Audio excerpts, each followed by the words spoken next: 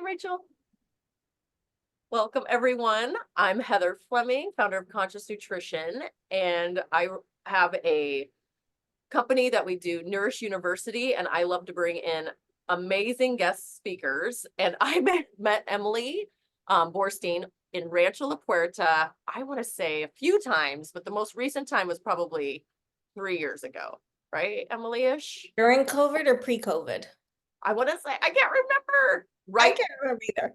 I can't remember. Yeah. We go by pre-COVID, something like that. So we got to meet, and I got to go to one of her classes. She spoke every day and I spoke every day. And the class I went to was her emotional fluency chart. And I just love this chart, been giving her credit forever.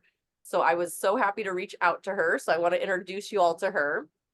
This is Emily Boorstein. She's a certified personal life coach and a lucid living master coach. She lives up in Northern California. We got some more California for us. And she works virtually. And we met, like I said, at Rancho La Puerta. She received her BA in psychology at UC Berkeley and became a certified life coach in 2001 before everybody did, right?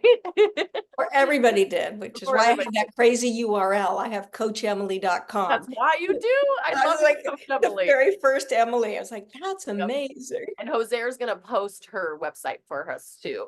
And she's a daughter. This is what I loved from your website too. She's a daughter of a psychiatrist and a psychologist, Buddhist meditation teacher. So she grew up swimming in the waters of self-improvement, spirituality, and personal growth. So welcome, Emily, if you want to add anything. No, that sounds pretty good. You know, the only thing I'd add is it's really my greatest joy is to teach people what I'm learning and just pass it along. I feel like I'm a vessel for, you know, this work, and that if I learn something exciting about, I learn that I just want to pass it along, and it makes me really happy when I gain a little wisdom around something and heal a little part of myself around something. And if I can share that, and that is my joy in life. That's my joy and meaning, is to be able to share how to move out of our struggles and our suffering and find a way out of our traps. Our traps. I love that. I love that you use the word trap too. So does anybody here have any challenges with emotions at all? No? Anybody? Everybody's just, yeah, we're all flying. It's always like a joke question, you know? Right. That was me to lighten the load of the emotions. I'll just tell a quick story. I remember being a clinical nutritionist at an integrative doctor's office, and I just remember going, uh-oh, I don't know how to help people with their emotional health. I was just probably 28, 29, and I was like type A left brain clinical nutrition. So I was trying to find the perfect diet out there. And all of a sudden I was like, oh my gosh, there's more than the food. There's more than the food. So that was my beginning to my own emotional journey, and then studying psychology. So when your chart landed in my lap, it was freedom. So Hey, I love it is freedom. I love it that you say it, because all of that work is part of freeing ourselves. But that's really, I think, where we're wanting to get, is to a place where we can feel free, and even free to feel all sorts of things, not just the happy stuff. yes. Because we're not really free unless we allow ourselves to feel everything. So should we share the chart and tell us how you came about it and what it's Sure, whatever you want to do, honey. You I love share it. the chart. I'll tell you what it's about. And then of course I have a few questions for her on the chart, because now she's already even can you see the chart okay, everyone? Yeah. Okay, Look good. at, there it is. There it is. It gets cut off at the bottom, so you might need to scroll I can on my scroll. screen Yes, I can anyway. scroll. Yeah, so you can see Oh. there's skill buildings, and just if this chart appeals to you, you can find it on my website, under, you know, programs. You'll see the Inner Fitness program. And you are welcome to, there's 5 downloads there. I teach 5 lessons at Rancho la Puerta, or wherever else I go, but mostly at Rancho la Puerta, which I don't know if you know is an amazing health resort just across the border from San Diego. And it's become my second home, which is amazing. Yeah, And I've been teaching Inner Fitness, the Yeah. program called Inner Fitness, for 12 years there. Now I go back and forth. And this is lesson 3. Just sort of a heads up. Lesson 1 is love or fear. What's the paradigm that we, you know, really want to choose to live in the love paradigm, but by default we live in our fear paradigm. Lesson 2 is healthy inner dialogue, and really, what are we saying to ourselves, and who do we really want to put in the front seat of our car? And what's that voice of the nurturing parent that we can learn to build and grow in ourselves so that we can do the healing work and really sort of reparent ourselves so that when we, I think everybody's sort of on board is that, most of us have some woundings we're carrying around, and that those are really what's helping create the blockages where we get stuck in making movement and change in a positive direction. And then we come to, after we sort of say, what's the paradigm I want to live in, and how do I make that choice, and what's my head doing? What's going on in my emotional world? And how it was presented to me in a slightly different chart format, but I created it in this sense, but really from highest to lowest. We have 21 resonances of emotions. And when you think resonances is almost like frequencies, where love is like the most expansive. You can even feel it in your body. You're so like, wow, and from down at the bottom down to, oh, I guess maybe I can scroll too. I'm not sure. I might have to take over. You can go ahead and scroll, honey. The bottom is like despair, grief, and our deepest pain is that hopelessness. And you can even feel that in your body as well. It's like we turn into like a pill ball, one of those little pill bugs. When we feel, when we're in pain, we just hunch over like that. And so what I did was I created sort of a staircase here from bottom to top. And you'll see the ones that are bolded are really some of the primary traps where we get stuck. All the other ones are really healthy emotions that are important to feel and to recognize. And if we're not in the traps, we're going to flow. We might feel love and then down to happiness, and might hang out in well-being and satisfaction, which I think is about the highest that we can sustain on a long-term basis. We can get to well-being and satisfaction. When we get optimistic, it's a little bit like, ooh, but we don't walk around optimistic all the time, or thrill all the time, or even passion and joy and happiness. Those are higher elevations that we get to tap into, and then we come back. And so of the expansives, really the well-being satisfaction is the one that we want to be encouraging and feeding the majority of the time, and then go for the optimism, thrill, and all of that.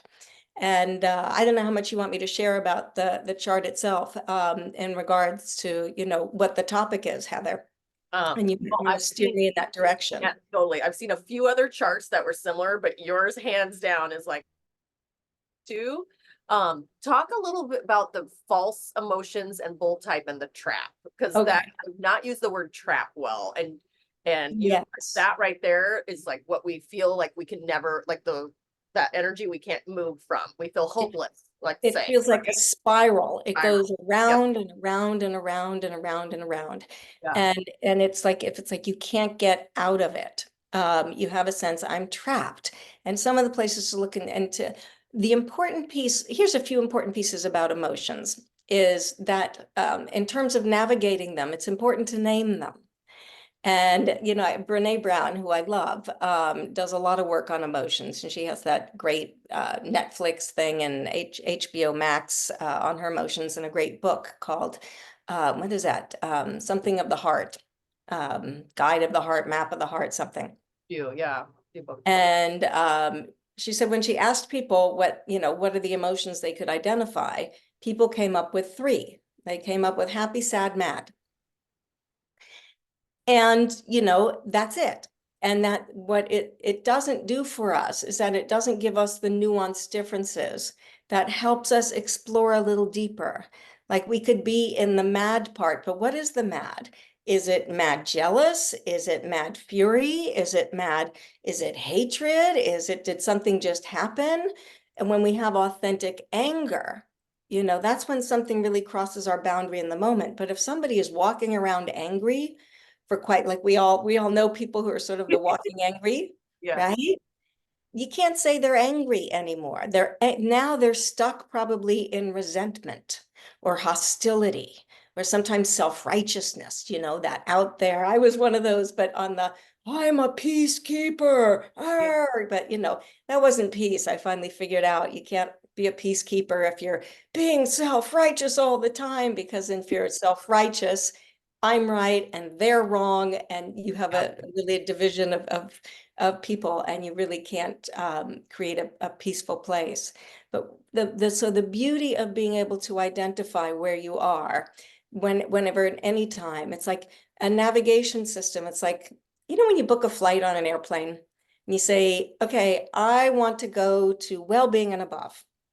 That's where I want to go. And you go, great, let's plug in our destination. So we keep going on the airline thing and say, okay, I'm going to well-being and above. That's where I'm going. And it says, great, but we can't complete the ticket because unless you put where you're starting from, you don't get the whole picture.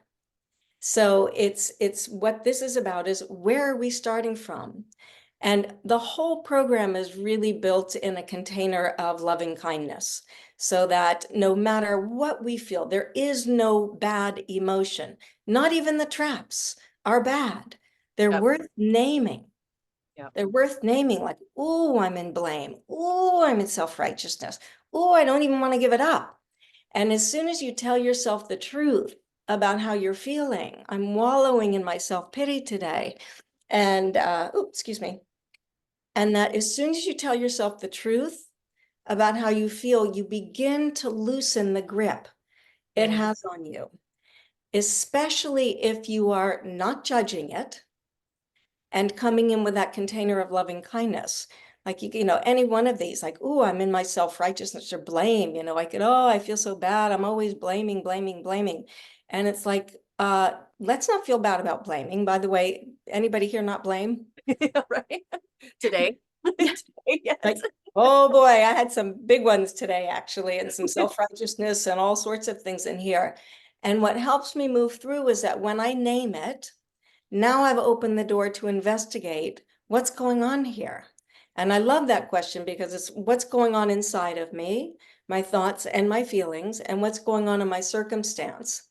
And to bring in the skill of, people always mock me when I teach the class, but this is my signal for the nurturing parent voice, It's which what you do. says, yeah, this Okay. little thing.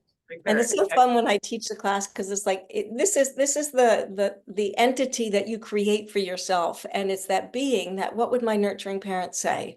And the nurturing parent will always tell you the truth, good or bad, but from the place of loving kindness. The nurturing parent knows that we are just mere human beings here. Nobody is perfect, and that we struggle, and sometimes we suffer, and sometimes we make mistakes, and sometimes we hurt people, and sometimes we go to an interview and we blow it, and sometimes we decide to set an intention and we don't follow through. And so we're going to feel all sorts of things, and to be able to name them first is the beginning of being one, liberated, and also figuring out what's going on here. You know, I set my intention and I didn't follow through.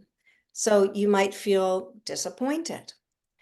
Or if, you know, most of us will go straight to, I'm such a bad person. I feel guilty. I'm blaming myself. And every sentence like that sounds like, what's wrong with me? Anybody know what that is like? Like there's a voice that just That be says, the other shoulder? Is that the other yeah, shoulder? that's the critical parent, is what's wrong Critical with you? What's wrong? What's wrong with you? When we go straight to judgment about the Yes, emotion versus just being more inquiring. So we're going critical versus nurturing. exactly. Now there's one other parenting energy I'll introduce, and that's the Okay. indulgent parent, which is very slippery because it can sound a little like the nurturing parent, because it'll go, oh, sweetie, don't worry about it. It was nothing, not a big deal. You know, let it go. Or, you know, or that's okay. You had such a hard day. You deserve that. And that the way to really distinguish between the two is to really look at, is what they're saying calling me forth to really step into my best self? Mhm. Is what they're saying in my highest and best interest? Is this voice really telling me the truth?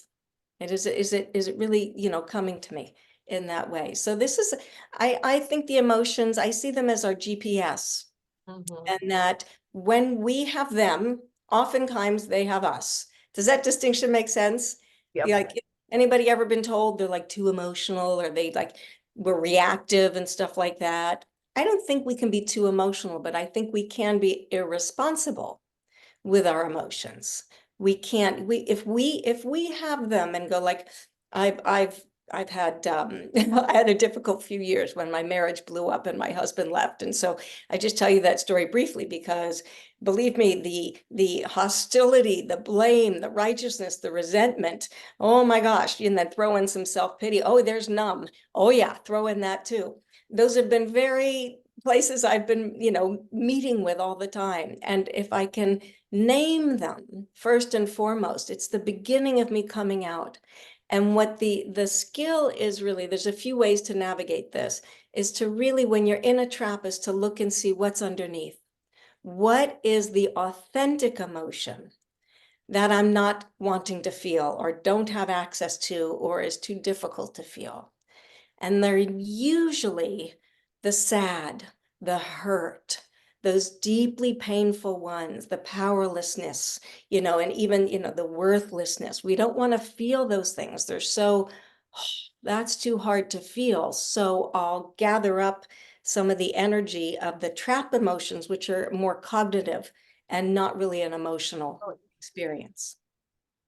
So like the bold type is the false emotions, Yes. the bold type. And then with the asterisk is more other Yeah, types of. so how the asterisk, so how that works. So you can see over on the left, I put a few little things on here. I shove everything I can into my Yeah. handouts, even though it's not aesthetically always so pleasing. I want to give all the content.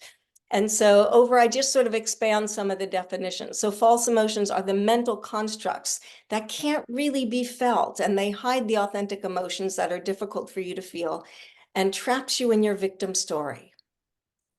And that these down here, it's just like the love asterisk. It's because I really couldn't pull what at the highest, expansive state. It's more than just love. It's joy, individuality. It is freedom. It is deep connection with yourself when we have that sense of, ooh, like we just want to sing, and authority. And authority, sometimes we think of authority as when we have authority over somebody else. And what that authority is I am driving my own life. I'm in charge of this. I make my choices. And that's an incredibly expansive place to feel. And so I just love it. There just wasn't enough room on the actual chart. So some of these down here have just a little bit added more on them. So you can see anxiety. Anxiety you could get a whole, book on the different parts of anxiety. And because it's a somatic experience, it's in our cells sometimes. It could be from old trauma. But it's one of the ways to attend to our anxiety is to really ask ourselves in this moment, what am I worried about? What is scaring me? That, and to respond to it from the nurturing parent. Like, what if I really screw up this Facebook Live and nobody will ever want to see me again? And everybody's going to go, oh my God, who was Emily? She was horrible. That's the voice of my negative ego coming in to scare me. And so if I was having anxiety before coming onto this call, I could say, sweetheart, you're just worried about that thing. Will you do well? Will you say, what will I be good for Heather? Will I show up the way she wants me to? Well, blah, blah, blah. Doing Will I great. talk too You're doing much? great. But as soon as I dress rehearse, like, what's the worst thing that could possibly happen? I get bomb and I'd still be here to have another day. Yeah. That's the worst. And sometimes when we can dress rehearse with our anxiety, dress rehearse what it is that we're really worried about and go, you know what? It may be something, there's actually nothing I can do about a worry. So let me shift over from worry and I will move into faith and trust. When there's something, anybody worrying about anything, and you think, is there anything else I can do towards that? The worry only works to wake us up. It doesn't actually do anything, but we hang on to it and it turns into anxiety. If we can come back to, I'm worried about this, and there isn't anything else I can do about it, so I'm going to reach for my faith and my, trust that whatever best is supposed to happen is supposed to happen. Nobody knows what's coming. Or I'm really worried about this, and I'm stuck in a place of anxiety, so I'm not actually responding to perhaps something I'm really worried. I've had this strange palpitations in my heart for the last 3 weeks. And I have so much anxiety about it, but there's so much anxiety, you're not actually responding to it. So if you can come back to the response, or what am I really worried about? I'm worried about something terrible might be happening in there.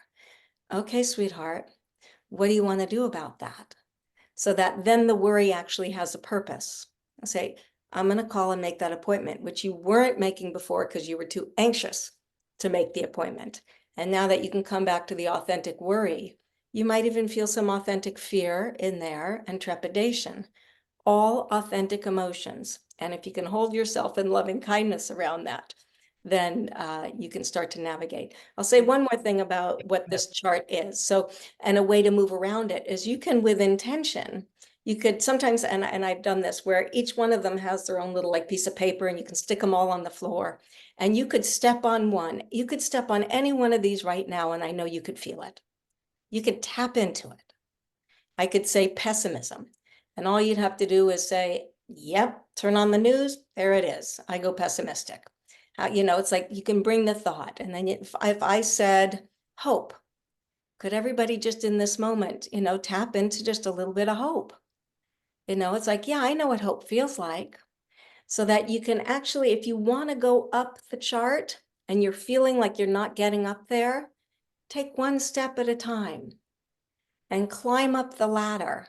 And you'll find that you can maybe get yourself way up and even into the well-being category just by moving up there. And by the way, I used to spend a lot of time purposely going down the ladder because I knew that I had a propensity to not actually, let's not go to the pain. Let's just shove it with some other things. Yeah. And I won't feel that. Let me stuff the pain with whatever substance or food or whatever it is that I could get my hands on so that I don't have to feel that. And that part of my emotional fluency and agility came when I could learn to actually go down and feel some of the more constricting, painful emotions and be with them, get a little bit more fluent in them. Well, I would love for you to speak a little bit about, I call anger the gateway drug, the gateway drug. I call it the gateway emotion to but I was so scared of anger, just like what you talked about. Yeah. I didn't know my nurturing parent how to nurture that anger. And this is Yeah. brilliant, by the way, too, because this gets our nervous system out of that loop, just like kind of Yes. tapping ourselves. Like, I love that. Yes. So with David here is a emotional freedom technique tapper. So just that little tap is a great way Yeah, to yeah, stop yeah. that cycle. Are you So a tapper, David? Love it. yeah, he's a Yeah. tapper. Uh, Bum, bum, bum. I love it. I love all those things that help give us a little bit of a shift yeah. and get us out of these places where we're trapped. Anger was actually, specifically for me, it was what opened me up to the entire spectrum. Was because I was one of those, actually, when my coach 24 years ago, when I started this, she said to me in my coaching session, she goes, so tell me about your anger and your rage. And I go, oh, no, no, no, no, no. I'm one of those Northern California people from a new agey family, and we didn't do anger and rage. So I don't have those emotions. They don't exist in me. There's a part of me that actually believed that. Or at least that was the story I was telling myself. And my coach was very kind. And she said, well, maybe that's true. It's actually not really true for anybody else, but maybe not for, maybe you're different. I was like, that's a nice way for your coach to say that. You could be different. But I suspect she knew because she could feel it was right under the surface. And it was. And so she said, go out and find it. And when you do, two instructions: do not judge it whatsoever. When you judge, because I've been judging it clearly. Anybody else grow up in the world that if I was angry, I had to be angry and pretty or nobody was going to love me. Yep. That was Yep. it. You want somebody to love you, you better, and just for the sake of the conversation, pretty meant being thin. And so you can't be angry and you can't be overweight, or you are not going to get love in this world. So boy, did I have to fight those things. But the anger piece, it took me 12 hours. I'll spare you the story, but it was a little thing with me and my husband. And all of a sudden he just did a little like gesture of dismissal to me. And all of a sudden it was like, oh, ooh, something's bubbling inside of me. And I had the sense that we can, as human beings, because we have a frontal lobe here, experience multiple emotions at the same time. We can hold both. Maybe not exactly in the same moment. We might hop from one to the other. But what I could feel was simultaneously, in a way, excited. Oh my gosh, I feel angry, And so the anger was sort of happening in my body. And then I could hop over to, this is so interesting. There it is. And then I have this moment of, it's there all the time. Oh my gosh. And then I could actually feel like this funny little twitching in my leg. It was like, and here I am, a peace activist, and I'm like, I want to kick him. It's my violence. I Violent. wanted to kick him. It was like my leg was twitching, and it was like, what? It's like, oh, I have this urge. And since I'd been given permission to feel it fully, don't judge it, and be responsible for it, I was feeling it. And I was very careful. I moved away from where he was so that I didn't accidentally say or do anything that could just blow up the situation. Anybody ever blow up a situation? No, not one. One. So I was responsible for it. And because I was in investigation mode, I was actually really excited about it. And that was the day really that I opened up and thought, there is a whole world of emotions that I have going on inside of me that I have not tapped into. And that is keeping my range really small. And probably, I wholeheartedly believe this was, I don't know if it's the complete reason for depression, anxiety, panic attacks, eating disorders, binging, all of that stuff is if you do not have the freedom flow of our emotional world and own them and be responsible for them, which meant I didn't go over there and kick him and poke his eyeballs out. That I really self-regulated. Doesn't mean don't tell people when you're angry. That's a whole nother topic if you want me to go into it, when you actually communicate it. Because you want to be mindful, you're communicating it when you want to, if you're in an intimate, important relationship, you need to be able to say, I'm really upset about something. Can we talk about it? And here's what happened. But if we come in hot, anybody ever come in hot? It doesn't work. No, David never comes in hot. No, cool, cool, laid back, cool. He's just tapping. That's happening. Well, I love that you have blame by itself there, because we jump to blame maybe because we don't want to take responsibility for these complex feelings that we then, so we don't judge them and then we were responsible for them like that. Who wants to do that? We're like, our operating system wants to do opposite, judge it does. and like project it out. Like our nervous system doesn't want to own it. Like wants to. It's very seductive. Blame is incredibly seductive, and it is really the basis of our victim story. Okay. If we are in blame, we are in our victim story almost all the time. Now, if somebody kicks over the table, we could blame them for kicking over the For table. their action, the Yes. yeah, that the. But when it's this place of getting stuck in blame. It was them, it was them, it was them, it was them.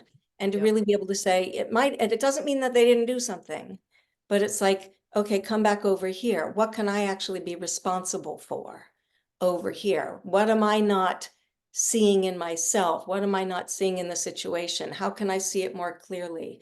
And to move ourselves out of blame. And probably again, underneath it, there's something we don't want to feel, and it's like, I often think about when 9/11 happened, on 9/11, on 9/12, and it's just my collective, sort of a simplistic view, but on 9/12, after 9/11 was this shock. 9/12 was this deep, like empathy, deep connection with everybody. The world was with us. We were in the grocery stores, like, everybody was like, we were feeling the pain of it and the sadness of it. Everybody was in grief until 9/13 when it became blame. And whose fault was it?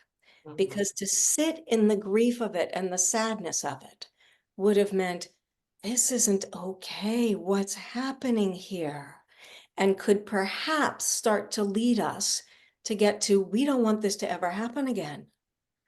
And if we can stay in the despair, which is uncomfortable, and even that powerlessness, and hold ourselves there a little longer, but it feels so weak to be in those places. They're uncomfortable to be there. So we want to shoot ourselves out. And there's nothing like blame to bring a little vigor to the moment. And then we feel powerful again, but it's a false sense of power when we're in blame. I even thought of like pride, like the pride is covering, like, is pride on there? I don't think we have pride on there. Pride isn't on it. There's a few naughty, we were talking about it before. Yeah, totally. I just thought of it just right then. I would probably put it with the blame or what you just I said. would Do put it power. with, But yeah, I would love to hear. if there's false pride, False because pride. there's the beautiful side of, to Yeah. be proud of yourself. That's up there in the, that's that optimistic thrill, even hope, trust, even happiness. I'm so proud of myself. I did this really well. Yeah. I'm so excited. I went through with something. Yay. But it's the false pride that when we're in that so proud, I can't see it any other way. I won't budge. Then that one is further down. And then we might be in one of those stuck blame, self-righteousness. Yeah, there you go. Yep, that makes. Yeah, Can you that's tell us what about, can you share shame? Why shame is yes. on here? I can't wait. Yes. And everybody can take, if they get their chart down, get a big marquee and put shame on it. When the chart was presented to me, shame wasn't on it. And it doesn't really belong in the spectrum here, but it belongs in the emotional world. And it's really one of those, shame isn't one like we'd want to feel. If we can get out of feeling so numb or self-righteous, we might tap into our loneliness and to say, this is my lonely, and to feel my loneliness. And we want to go a little bit deeper into it and have an acquaintance with it and sort of loosen up the scariness of it. Of course we're lonely, but I mean, we're isolated beings, and we're often by ourselves. And even when we're with other people, we can feel lonely, and loneliness is a real thing. And if we can sit with the loneliness, we can say, you know what, I'm going to practice being lonely, or I'm going to call a friend. We can respond to the loneliness. But the shame piece is an emotion we don't want to go more deeply into.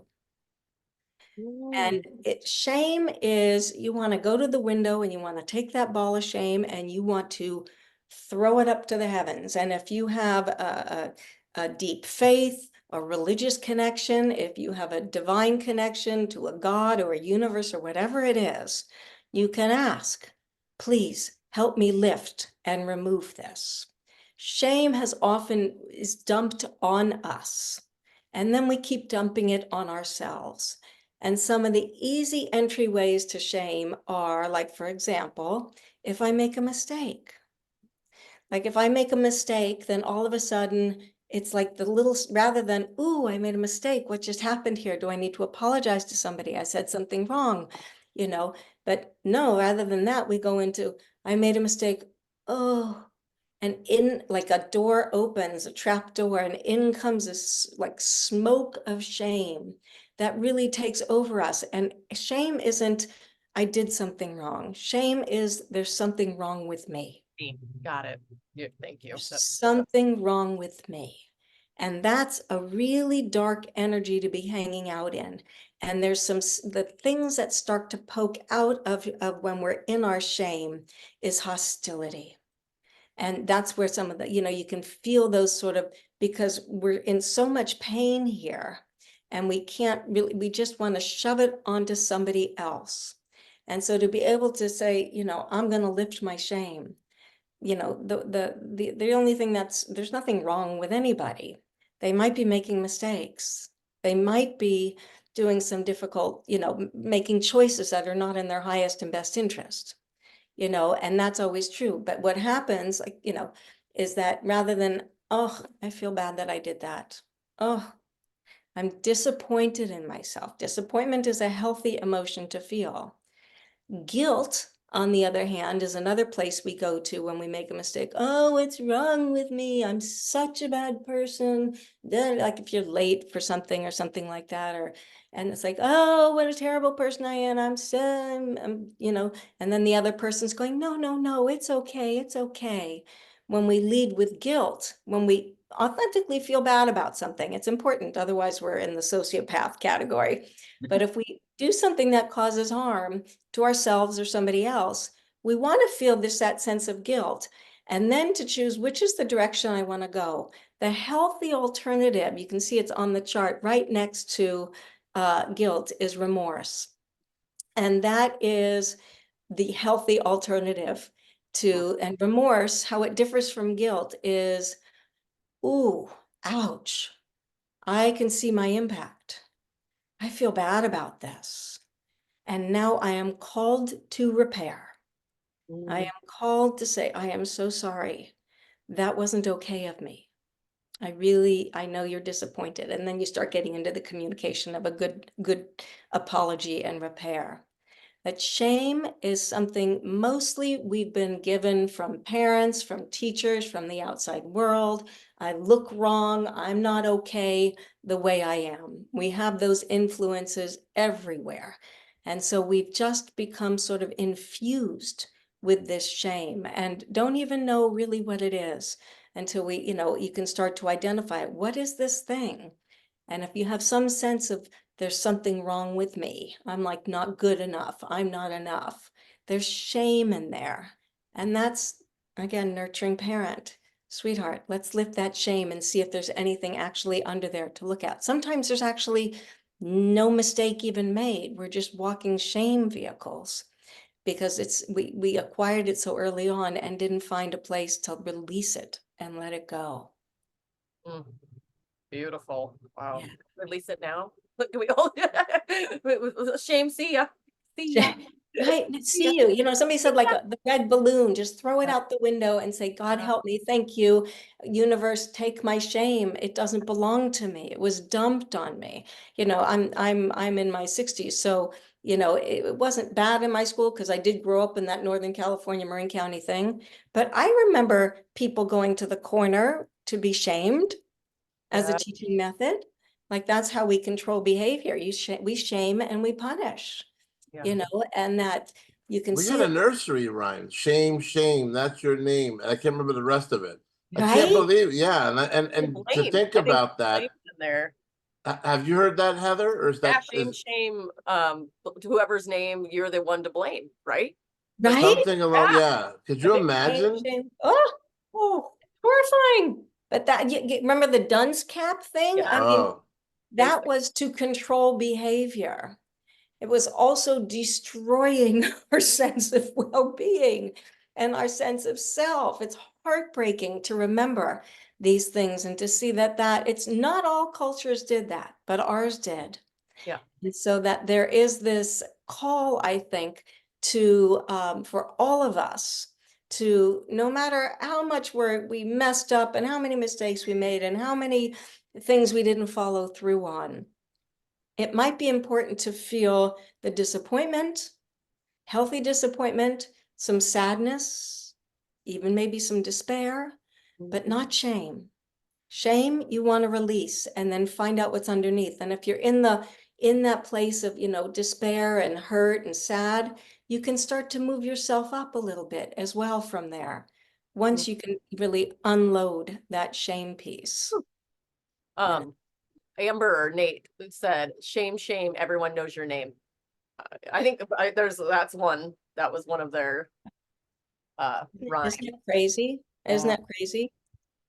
So I don't know if that's something you talk about in your conscious nutrition Shame and world. guilt and food tend to come up often. Yeah, Yes. I mean, it's part of the same thing. It It's is. all part of the same thing. I love the nurturing parent and all of the ways for us to work. And I love how you call them the traps too. And that we just get to inquire and be curious Yeah. versus the suffer. And I'm never going to change this emotion. It owns me.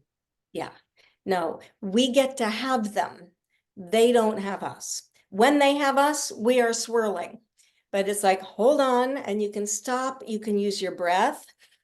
You can ask David, you can use tapping to, you know, all of these different techniques that we have. Sometimes you can just go splash some cold water on your face, get a little serotonin hit. That we're, you know, learning all these different somatic techniques to interrupt where we are in our trap and sort of shake. I believe in the shake it off one. I love that one. Shake it off, just shake it, shake it, shake it, shake it out. And then, okay, what am I feeling now? And it's sometimes, whew, sad. I'm really sad. I'm really hurt. And then the story comes. I feel really betrayed about what happens. And then the words start to flow. And then if you're in that space of loving kindness, you can start to hear what it is that's really causing you pain. And then with the nurturing parent right there, you have, it's like you would with the model parent with a child who's coming in home and says, I feel really sad. I'm so hurt. My friends didn't talk to me. You would be that perfect parent for them and say, sweetheart, you validate. Of course you feel that way. Well, you know, that one of the things that we are notorious for doing is something called emotional bypassing. And we do it all the time. And we do it to others, not malintended, and we do it to ourselves. Don't be sad. Don't be hurt. Don't be angry. Don't be upset. Don't be disappointed, you know, because, and the truth is that it's too late. And when you tell somebody, don't be sad, hurt, disappointed, angry, upset, or any of those things, they're already feeling that, and now they're shaming. Because it's like, oh, I'm not supposed to feel those things, but I do. What's wrong with me? So you can shame yourself. I shouldn't be upset. It's too late. I am upset. Yeah. Let me look and see why. What's upsetting me now? And the curiosity can keep us out of falling into that trap. Curiosity is one of it's the first thing on my very first lesson, really. We can be judgmental, and the healthy alternative is to be curious. And if we can put down that judgment and pick up curiosity, we're already on our way. What's going on? I am upset. And it's like, well, did something happen? I don't know. Nothing happened out there, but something happened in here. What was I just thinking? Oh, I went to that pattern. And then, sweetheart, there you went to your pattern again. That's what's going on there. Let's talk about it, or let's put it down, or let's tell yourself the truth about what that is. Let's grieve a little bit. It's weird because when you're doing the multidimensional self person and you're talking to yourself and blah, blah, it can be a little funky. I had a client once, she was so cute because she did it out loud wherever she was going, you know, and here's my child. And she's saying, but I don't want to go. You told me I didn't have to go, sweetheart. It was just, Well, so now it's more like internal family systems is out there, exactly. that we get to like different parts of ourselves. I feel Yeah. like before, like when I was starting it too, it was like kind of taboo. It was just awkward. Yes. Now you're sensing it more. And then we practice too with my work, or our work with Jill Bolte, whole Jill brain. Bolte Taylor.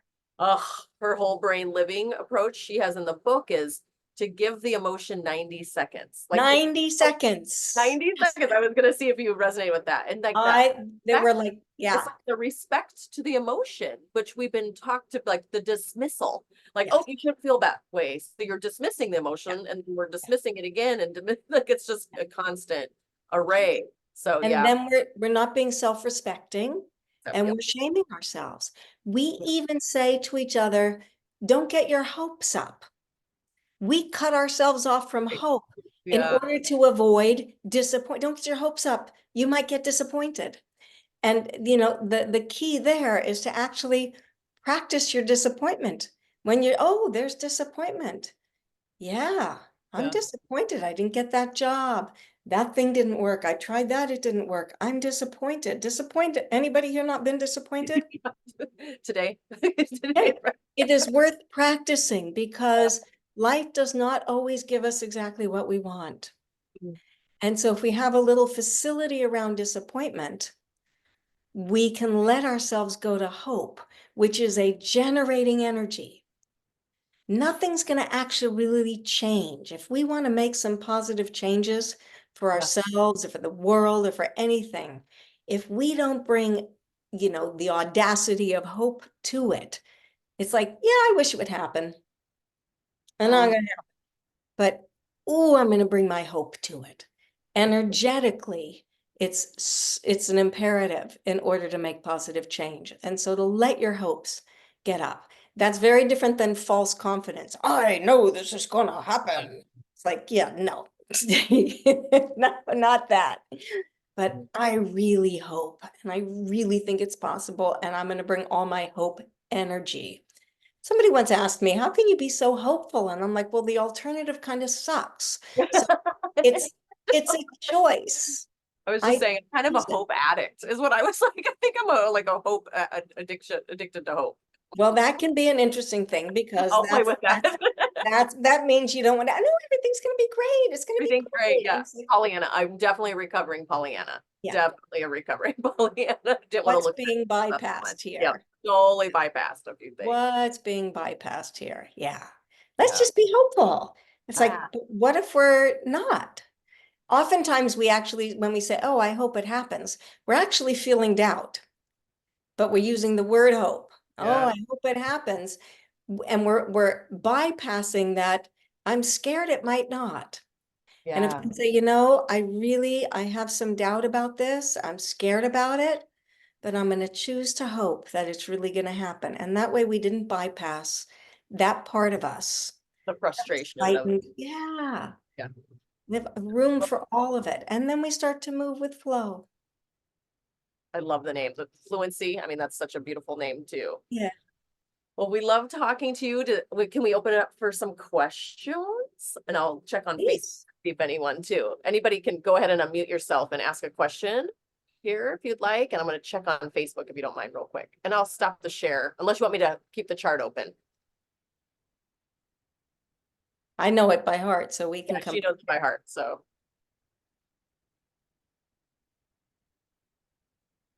Any questions from our peanut gallery here? I think Hey, Emily. oh, sorry. Okay. Who's- No, Go right you're ahead, go ahead. Oh, you're so sweet, David. This is Amber here. Emily, I love all of this. I'm Great. curious what your views are on having expectations Mm, and how that fits in all of this. good Yeah, one. it's kind of in that hope category, right? Okay. I think it's a beautiful thing to have expectations. I think, in terms of like to want to expect something to happen. Like if I line up everything, expectations from the healthy perspective of I have an expectation if I do this, this, and this, and this, that this will happen. That's a little bit like, I'm going to do everything I can, and then hope or even expectation can have that assume it's going to happen. And I think with a slight little dose of humility in it, I think expectations right in there with the hope piece, that it's like, yeah, I expect if it all lines up, I'm going to expect that. And there's an energy to it that is generating. And like with all things that, in the Buddhist world, it's really to be without any desire whatsoever, no longings, no desires, and it's true, if we did not have longings or desires, I don't think we would suffer the way we do. So in that sense, I believe that. As a mere mortal myself, for me, I actually like to live in the world of desire and longing and a little bit of wanting, but I don't want to get clingy to it. If my expectation is that it has to happen or nothing will be okay. I expect this or it's not, I'm over. If we can have the hope and the expectation and the desire and the longing, and I even like to say, I expect that or something even better. Mhm. And that from that perspective, and I hope that answers your question, or if it doesn't, that's how in the world of expectation that I put it in that category. Was that what you were looking for? Yes, beautifully said, because I love how you put it more back on our emotions versus expectations that you have of others. You know what I mean? It's more that internal view. Yes. What are my expectations? And it's Mhm. different than entitled, and, yeah, when we have expectations of others, that's a whole nother world that, is it's slippery when we start to work with other people and we have expectations, like in a relationship, there are expectations. And how do we communicate those expectations and, you know, if they're healthy expectations? And then how do we Thank you. process the disappointment if we don't get it? And then what's the communication that we bring, if it's appropriate, to see if we can't find a way to maybe move back in that direction? Beautifully. Thank you so much. Thank Good you. question, Amber. I even thought of like the expectations, like maybe are bypassing some of those lower energy, like those lower feelings too. Like I want to have hope and expectations so I don't have to feel the other despair, or disappointment too. Yes. That's what popped Yes. up for me too. Yeah, well, that's where you can, you know, it's not quite like it's gonna be great. And you can usually tell, like, you know, on American Idol in the earlier versions anyway, when they used to have those initial humiliating people. And I mean, they've just humiliated themselves. It was painful for me to watch. But they get, I am the next American Idol. And you're like, oh, I don't think so. Because it was a false expectation. It wasn't grounded in reality. It didn't have substance to it. So really, you know, what is a healthy expectation? So I might put the healthy expectation in front of the word expectation and say, what is healthy expectation here?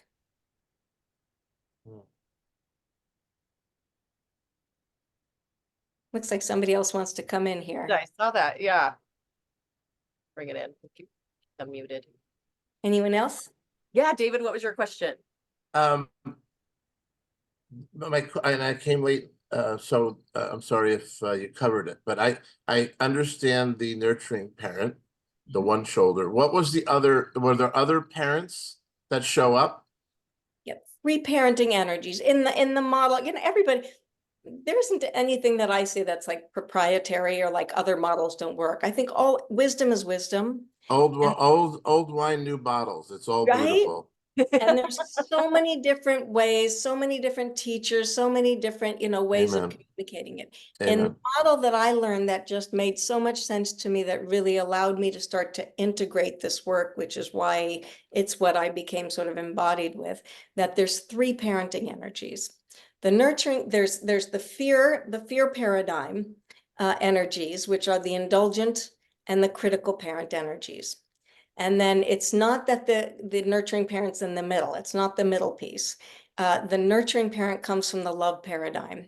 It isn't in from the fear paradigm, which is, by the way, the fear paradigm is where that's where where you have that blame and struggle and drama and judgment, and we're competing and comparing, and I'm less than or I'm better than, you know, those are all sort of how you can tell the signs of we're in that paradigm. Whereas the love paradigm, simplistically, is where we're in the place of truth, when instead of being in struggle and drama, we choose grace or ease. And I say choose like with an emphasis, because the fear paradigm is our default. You know, we have an amygdala here. We are wired for survival. If we do not choose to activate our frontal lobe and choose to step into our higher wisdom, we will just be reactive and blowing off steam and just blah, blah, blah. It is this shift over here to the choice to come up. And so that's where the nurturing parent lies, is really in the frontal lobe that says, sweetheart, take a moment. What are you feeling? Ah, that makes sense why you're feeling that. Validate, always validate your feeling first, no matter what it is, and then work around what's going on with that. The other energies are the indulgent and the critical parent. And the critical one is the one that's, you know, you should do this, you shouldn't do this, what's wrong with you? You know, and there might actually be valuable advice in the critical parent. You should go to the gym, you should eat better food, you shouldn't, you know, sleep so long, you know, and it's like, those might actually be really valid suggestions for somebody in that moment, that in their highest and well-being, get out of bed, eat healthy food, exercise. There's sort of the givens, we all know that. But if it's coming from that voice, it's that scolding, shaming voice, which might get you up one day, but it's not going to sustain you. It's not the this one is the one that says, sweetheart, you let yourself down yesterday. Let's talk about it. What happened? Okay, you want to take a new breath? Let's go and do it again. And we mentioned this briefly earlier, the indulgent parent, which can sound sweet and sappy, like, oh, sweetheart, Don't worry about it. It's okay. Not a big deal. Let it go. You know, and you had such a hard day. You really deserved that. Deserve So the that. indulgent parent energy is very slippery because it can say, people say, I'm just doing self-care today. So I'm doing nothing. I'm just lying on the couch and doing nothing. Now, there might be, for somebody, that may be exactly what they need. But sometimes it's an excuse to not actually step up into your standards and values that you have for yourself. But we had this voice that said, you deserve it. You know, you poor thing. The self-pity will come in with there as well. Kind of sounds like enabler a little bit. It Like is, exactly. that's what I hear too. Exactly. Like, I can hear that one. You deserve chocolate. Yeah, you're right. Yeah. You're- Heather, you're didn't we call that the bonbon day? The We just, okay, today is just about the bonbons. just about the bonbons. You can always tell if know. you think if I do what the indulgent parent is saying, how will I feel tomorrow? Yeah, that's the best. Yeah. And Help with laughter. it's usually if I actually go through with this and sit on the sofa and eat bonbons all day tomorrow I'm going to wake up and feel like shit, and I'm going to be mad at myself, and I'm going to be, taking a little breakfast swim in my own shame. And so, yeah, that's not really a path I want to go towards, let me think of another option, that might be, maybe it's let me take a walk and be a little sweeter with myself. And maybe I will take time on the sofa, and if you do take time on the sofa and you do eat the bonbons, you can still skip the shame. Yeah. So it's like, you know what, this was a bonbon day, and then it's like, what was going on? It's an opportunity, if you're really going to give yourself a bonbon day, to go, I'm probably in pain. There's something hurting here and I want to numb and check out. So, okay, I numbed and I checked out. Let me look and see why, and see if I can't, with the help of my nurturing parent, go, what's next? And we Yeah. pick ourselves up and go. And I We think need, we need to modernize the bonbon day, Heather, to the gummy day, by the way. Make a note, have the secretary make a note of that. Jacqueline, I will. Well, And what kind of gummies are we having? Exactly. and I think like what this does is helps us go towards limiting beliefs that are stuck in this emotional ladder too. Yeah. Like today I had two clients actually have crazy nutrition, like this, not negative, I love them, but they were like, well, I shouldn't eat that because of blank. And I didn't have any reasoning for it, but it was a limiting belief in there that was connected to emotion. So we did the emotional chart to see what the main emotion was That's so attached cool. to this limiting belief, because we're living in that pool of limiting beliefs all day too. What was the limiting belief? Can you share? She was too full. She goes, oh, I ate because I shouldn't have ate so much because I'm full. And I was like, well, like, are you over full? She goes, no, I just read somewhere. Whenever I hear I read somewhere, I'm like, red flag, alert. Oh, I know. Right. I read somewhere that I shouldn't eat till I'm full. I should eat till I'm 80%. I go, well, are you 80%? That's the 80% 80% thing. I go, Right? well, but are you okay and happy and your energy's okay? She's like, yeah. I go, well, I don't think that rule serves us today. Like, Yeah. I don't feel like it's making you happy, because there was a lot of shame, guilt, judgment with Right.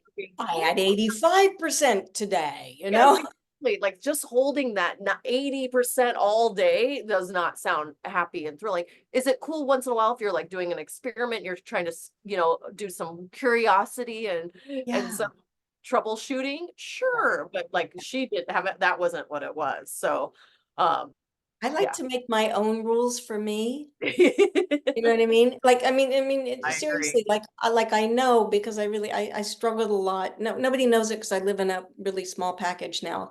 But eating disorders can be up here, and I struggled with my weight a lot when I was young. And one of the things that I had to learn is that I really have a sugar addiction. And so that when somebody says, oh, you can just have one, like you can have dessert, you can just have one. And I'm like, actually, sweetheart, that doesn't work for me.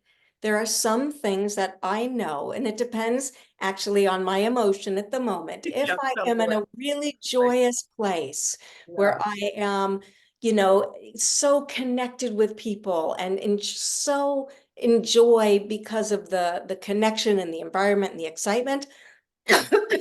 I could have one and not get fixated.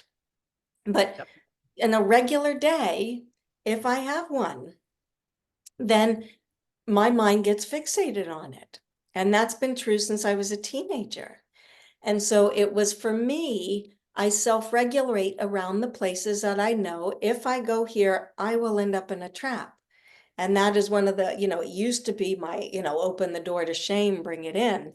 Now I can even go there, fall in the trap, really go in deep and come out the next day and say, sweetheart, okay, that was yesterday, we had a bonbon day. We went in deep. We I went know. in deep. But for me, I make certain little guidelines because they work for me, they work for me. I have the 85% chocolate rule. If I go below 85%, it triggers addiction. And if I stay above it, it Mystery. Yeah. doesn't. So I buy 85%. And it's just one of those guidelines that I keep for me. It's not a rule for anybody else, but That's for the me. beauty of the chart, is to learn our own self-regulations around our emotions. And the trap word is my favorite takeaway Yeah. from this. So we could talk to anybody else. Have any gorgeous questions for Emily? Or any comments? Not so gorgeous questions. Yeah, it's true.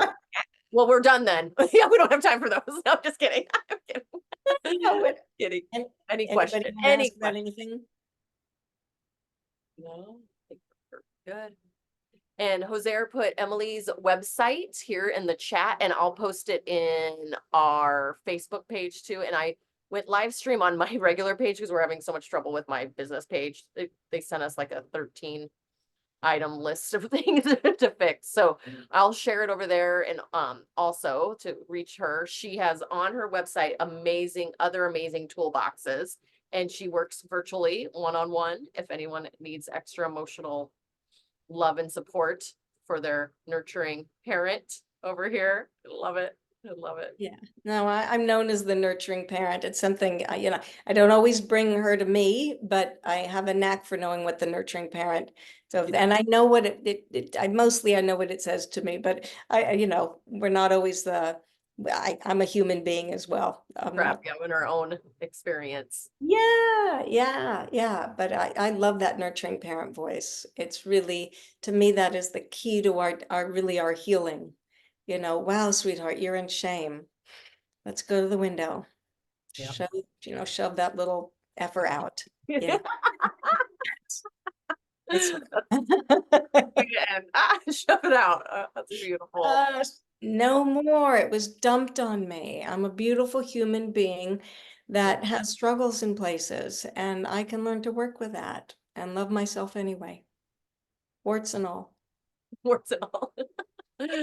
Beautiful. I'm so glad. Thank you to our all our members, and thanks so much, Emily, for being here. And I'm so glad I reached out because I'm like, I live this chart just rocks. I And you love that you use it so much, Heather. I just love that you your use it. name's on it, and Yeah. I'm so glad it circled back and I learned more, and I appreciate you so much. Thank you. Put a big shame on there. It'll come when I do the next rendition of it. Okay.